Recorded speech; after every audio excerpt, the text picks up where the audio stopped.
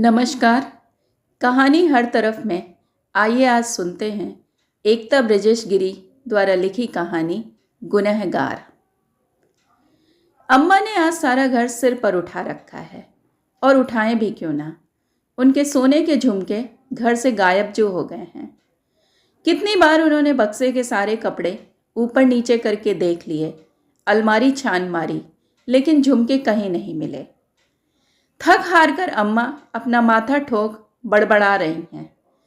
घर में सोनू के अलावा बाहरी कोई आया भी तो नहीं, तो क्या सोनू ने झुमके ले लिए? ना, वह ऐसा नहीं कर सकता।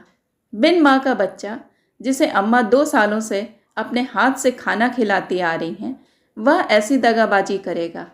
अम्मा के विश्वास से परे है। लेकिन बाहरी कोई आया भी तो नहीं।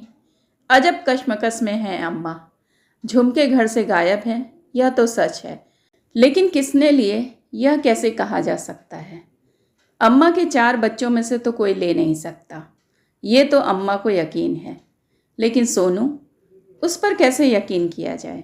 भाड़े के घर में अपने पिता और 3 भाइयों के साथ रहता 12 साल का सोनू देखा जाए तो अम्मा के लिए अजनबी ही है। उसके बारे में अम्मा बस इतना जानती हैं कि वह जब छोटा था तभी उसकी माँ चल बसी।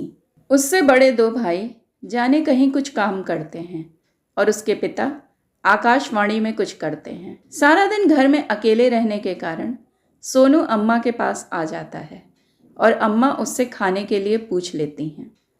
अम्मा के पूछने पर सोनू इनकार नहीं कर पाता है और हाथ धोकर खाने के लिए बैठ ही जाता है। यही नियम पिछले 2 सालों से चल रहा है। बिन माँ के बच्चे से अम्मा को अब हमदर्दी सी हो गई है। अब तो वे अपने 4 बच्चों का खाना जैसा परोसती हैं, वैसी ही सोनू की थाली भी लगा देती हैं। लेकिन पिछले 2 महीने से अम्मा का यह नियम कुछ अवरुद्ध सा हो गया है। सोनू के पिताजी ने भाड़े का घर बदलकर आकाशवाणी के पास कहीं घर ले लिया है और इतनी दूर से सोनू का अम्मा के पास रोज आना संभव नहीं है। इसलिए अब वह कभी कभी आता है। हाँ, लेकिन जब आता है तो बिना खाए जाता नहीं है। आज सुबह में लगभग 2 सप्ताह बाद सोनू कुछ देर के लिए अम्मा के पास आया था। खाना खाया, कुछ देर बैठा और फिर चला गया। उसके जाने के बाद ही अम्मा को पता चला कि उनके सोने के झुमके गायब हैं। बक्से में ताला तो अम्मा ने कभी लगाया ही नहीं और न ही उसमें से 1 रुपए भी कभी गायब ही हुए। लेकिन आज सोनू के जाने के बाद न केवल बक्से का ढक्कन खुला था, बल्कि उसमें रखे कपड़े भी उथल पुथल थे। अम्मा ने जब कपड़े हटाकर देखे तो झुमके अपने स्थान पर नहीं थे और अम्मा तब से ही परेशान, सारा घर सिर पर उठाए हुए हैं।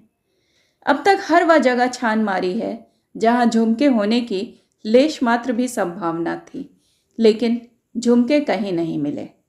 अब क्या किया जाए? पुलिस में रिपोर्ट लिखाई जाए? लेकिन थाना कचहरी से तो अम्मा कोसों दूर भागती हैं। उन्हें लगता है कि चोर पुलिस सब मिले रहते हैं, आपस में ही ले देकर मामला रफा दफा कर देते हैं। फिर तो समय भी बर्बाद होता है और गया हुआ सामान वापस भी नहीं मिलता। तो और क्या किया जाए? कोई ऐसा उपाय निकाला जाए जिससे न केवल गुनहगार की पहचान हो सके, बल्कि झुमके भी मिल जाएं। सोच विचार कर अम्मा चली गई पड़ोस की पंडिताइन के यहाँ और फिर उनके साथ झाड़ फूंक वाले बाबा के पास। झाड़ फूंक पर अम्मा को कोई बहुत ज़्यादा यकीन तो नहीं है, लेकिन बाबा की बात सुनकर उन्हें लगने लगा कि उनका गुनहगार जरूर पकड़ा जाएगा और उनके झुमके भी अवश्य मिलेंगे। अम्मा की सारी बात सुनकर बाबा ने निष्कर्ष निकाल दिया, झुमके बाहर वाला व्यक्ति ले गया है।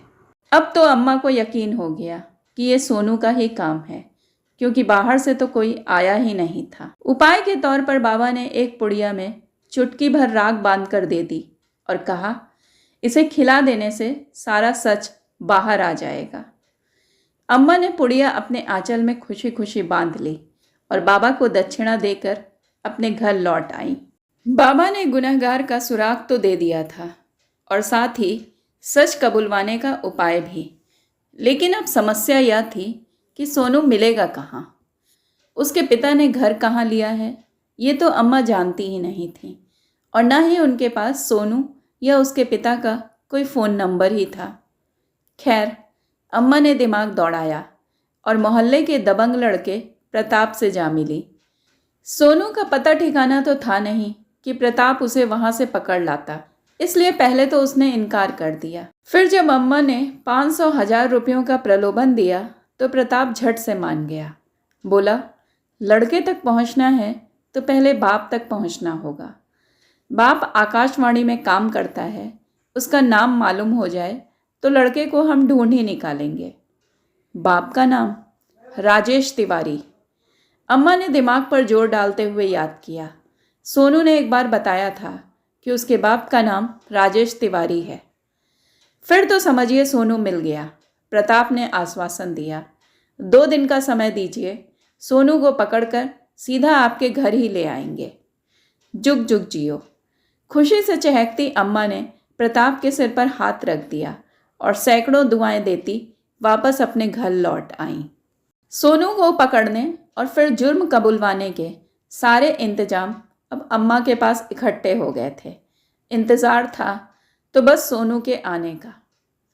प्रताप ने अपना वादा निभाया और ठीक 2 दिन बाद सोनू को लाकर अम्मा के सामने खड़ा कर दिया। झुमके कहाँ हैं? सोनू को देखते ही अम्मा ने बिना किसी लाग लपेट के सीधे ही पूछा। झुमके? कैसे झुमके? सोनू ने भी आश्चर्य से कहा। शनिवार को तुम आए थे और उसके बाद से ही झुमके गायब हैं। तुमने नहीं लिए तो किसने लिए? सच सच बता दो, वरना अच्छा नहीं होगा, अम्मा ने चेतावनी दी। मैं सच कह रहा हूँ, मैंने कोई झुमके नहीं लिए, सोनू ने अपनी सफाई दी। अम्मा ने सोचा था कि सोनू सहजता से अपना गुनाह कबूल कर लेगा और अम्मा को उनके झुमके वापस मिल जाएंगे, लेकिन सोनू के इनकार ने अम्मा की सोच पर पानी फेर दिया। गुस्से से तिल मिलाई अम्मा उठी और जोर का एक तमाचा सोनू के गाल पर जड़ दिया और उसे झकझोरते हुए बोली, नमक हराम, जिस थाली में खाया उसी में छेद कर दिया। बिन माँ का बच्चा जानकर तुझे इतने दिन खिलाया पिलाया और तूने मुझसे ही दगाबाजी की। बोल, कहाँ हैं झुमके? मैं नहीं जानता। अम्मा के तमाचे से सोनू का गाल लाल हो आया। उसने गाल पर अपना हाथ रख लिया और गिड़गिड़ाते हुए बोला, मैं सच कह रहा हूँ आंटी, झुमके के बारे में मैं कुछ भी नहीं जानता। तू ऐसे नहीं मानेगा। कहते हुए अम्मा पूजा घर की ओर गई और वहाँ पर रखी हुई राख की पुड़िया लेती आईं, जो झाड़ फूक वाले बाबा ने उन्हें दी थी। प्रताप, जरा इसका मुंह पकड़ना तो, अम्मा ने पुड़िया खोलकर प्रताप से कहा, जो चुपचाप खड़ा अब तक तमाशा देख रहा था। अम्मा के हुक्म से उसके शरीर में हलचल हुई और उसने आगे बढ़कर सोनू का जबड़ा इतनी जोर से पकड़ा कि वह खुल गया। अम्मा ने सारी राख सोनू के मुंह में उड़ेल दी। जाने राख का स्वाद कैसा था कि सोनू उसे थूकने के लिए बेचैन हो उठा, मगर अम्मा ने भी जैसे जिद पकड़ ली थी, उसे थूकने ना दिया। मुंह में पानी डालकर सारी राख उसके गले से नीचे उतार कर ही दम लिया। सोनू अपना सिर पकड़कर वहीं जमीन पर बैठ गया। अम्मा को लगा राख का असर हो रहा है। उन्होंने फिर पूछा, बता, झुमके कहाँ हैं? मुझे नहीं पता, सोनू ने फिर दोहराया। अब तो जैसे अम्मा के सब्र का बांध टूट गया हो। उन्होंने ताबड़तोड़ 2-4 थप्पड़ जड़ दिए, जो कुछ सोनू के गाल पर पड़े और कुछ उसके सिर और बचाव के लिए बड़े हाथ पर। लात हाथ बरसाकर प्रताप ने भी अपने शरीर की गर्मी शांत कर ली, लेकिन सोनू ने अपना जुर्म ना कबूला तो ना कबूला।